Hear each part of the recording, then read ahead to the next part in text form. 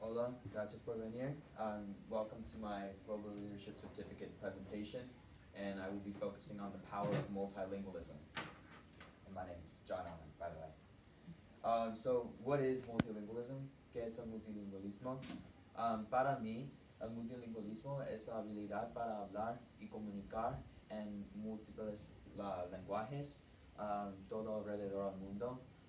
Por ejemplo, si yo puedo hablar inglés, español y francés, entonces tienes la habilidad para decir que eres un multilingüe.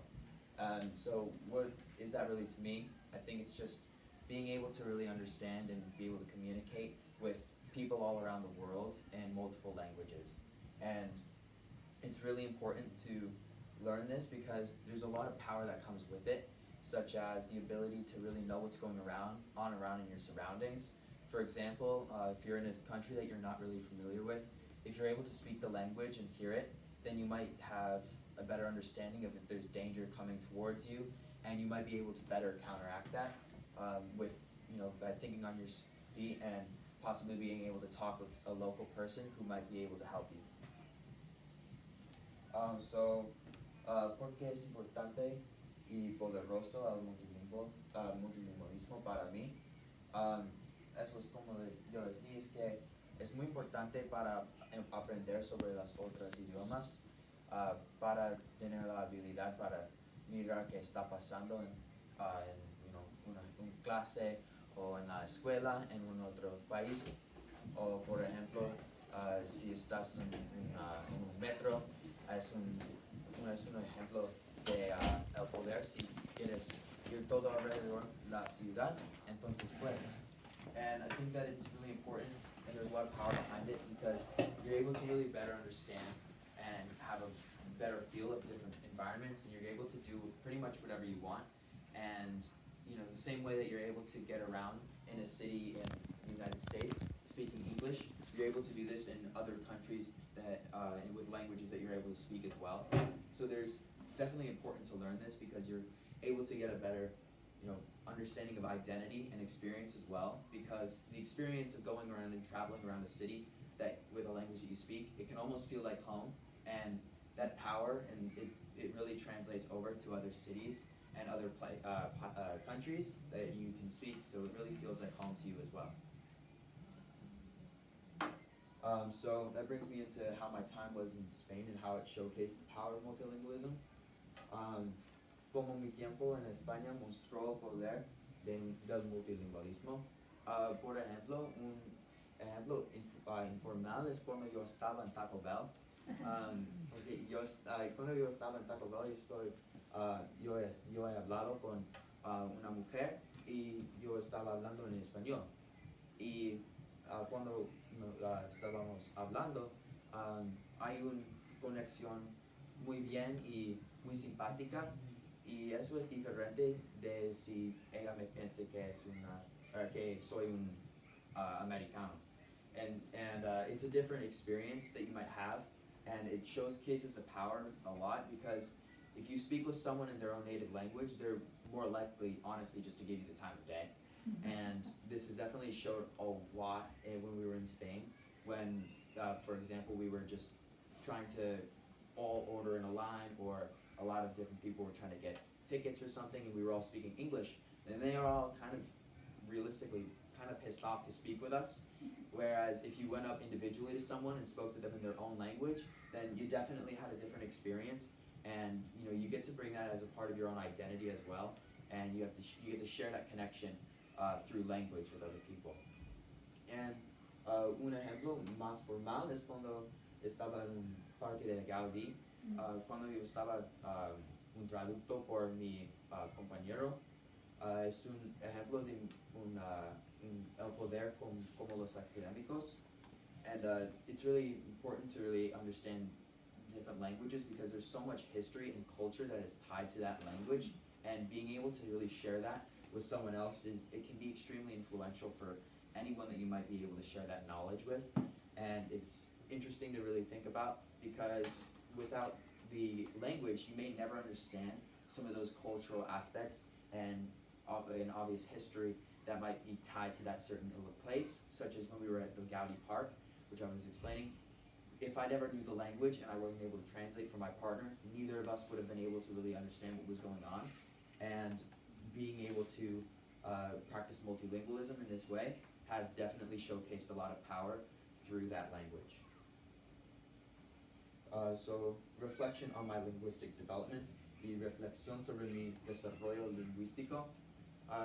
Yo he mirado un development de mi habilidad para hablar en español mucho cuando yo estaba en España. And I really thought that my Spanish speaking ability changed over the trip. I was able to develop a much more fluency, and not just being able to conjugate verbs and stuff like that. I was able to really get a better understanding of different colloquial phrases and being able to incorporate those possibly into my speaking ability. And this really separates from a person who may not know this language natively, like myself, to a person who may have been speaking this language in their home country with their family their whole life. And it feels like it's almost becoming a new community and bringing together different people under one umbrella of language. And it's really influential for many people. And it's really nice to see that the development of my language has put me under this umbrella, and I really get to call multiple places my home, and under just the giant umbrella of language, which is so important to people all around the world, including myself. How will I continue to grow and share my bilingualism? ¿Cómo voy a crecer y compartir mi bilingualismo? Por ejemplo, yo voy a compartir mi bilingualismo con dos personas, como mi abuela y mi hermano. Mi abuela, ella era una profesora de español por un colegio en Massachusetts, y yo voy a compartir mi habilidad para hablar en español con ella porque ella tiene la misma habilidad. And I'm also going to share it with my brother, because he might come home with some questions, and I feel like it's a new way of being able to connect with my family. Even though we don't speak Spanish at home, it'll be a new way to develop that connection and a bond that might not have ever came about otherwise under the umbrella of teaching, which is with such a long-lasting impact on so many individuals all around the world. So having that ability to step into a more mentorship role and a teaching role for my brother might be something that will be definitely long-lasting, and I can really thank that towards my bilingualism and my development of my language and my speaking ability in Spanish. And I would like to be able to one day in the future possibly be able to learn another language, so I can really call myself multilingual at heart and be a part of all those different cultures and languages together. And then there's a little piece from Cambridge University. It's also important to note that knowing multiple languages is actually positive on your brain. Having bilingual abilities has been proven to increase the gray matter in your brain, and the gray matter essentially is the connections in your brain that develop memory, and they're able to hold those through the neural pathways. And it's I think that it's definitely been true for me, that when I started learning new language, I felt not only was I able to speak the language, but I was able to start remembering things of completely unrelated topics, like maybe what I ate 3 weeks ago, or being able to remember a math problem better and remembering the formula. And I think that, from Cambridge University, it's a credible source, but my experience has also definitely been in line with what this study has proven.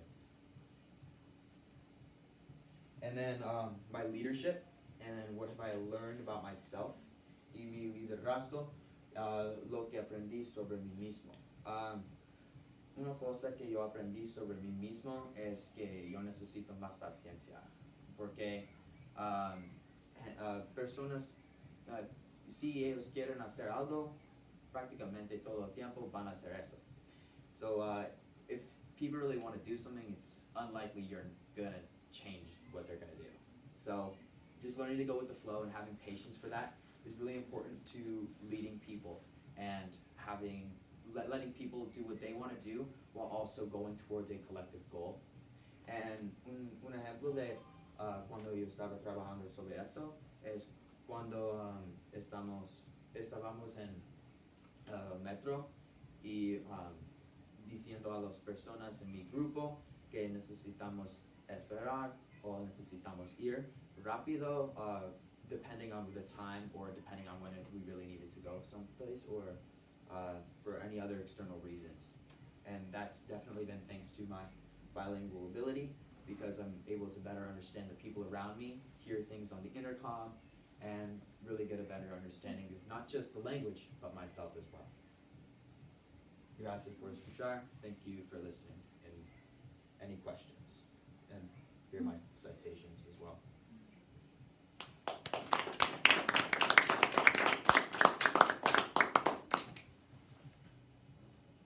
Any questions?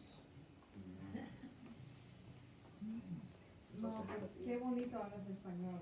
Hubieras hablado más cuando estábamos en España. Yeah, I agree. Well, we are supposed to have a few questions for the presentation. If you decide to, you said you're interested in maybe taking another language, you know what language and why? Like what other language are you interested in? I think if I could learn another language, I'd probably learn how to speak Mandarin. Oh, But wow. realistically, I would have a lot of trouble with that, since it's such a hard language to learn, because it's so different from the Romance languages. So I think I'd probably work on covering more bases just in terms of population, from learning German or French. And I think both of those languages are super useful, especially if you want to go live in Europe somewhere. People all over the place speak, languages from other European countries. So depending on where you go, you're very likely to be coming into contact with people from Germany or France or Spain, and being able to communicate with them would definitely be important, and possibly develop new connections that you might not have built otherwise.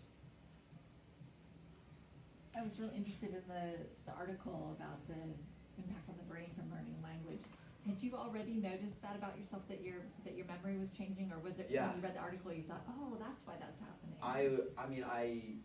I've always had a pretty decent memory, I'd say, but I definitely thought that maybe it was just because I was getting older that I was getting a better memory. But I also started learning Spanish at the same time. My memory started to, I'd say, exponentially increase in capacity. So I think that, I read the article a couple weeks ago when I was formulating this presentation, and I figured, maybe it's true, because that's just what I've experienced in my life.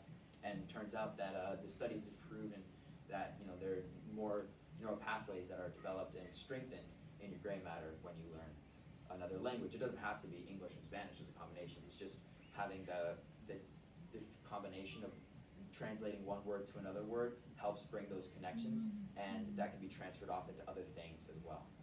Fascinating.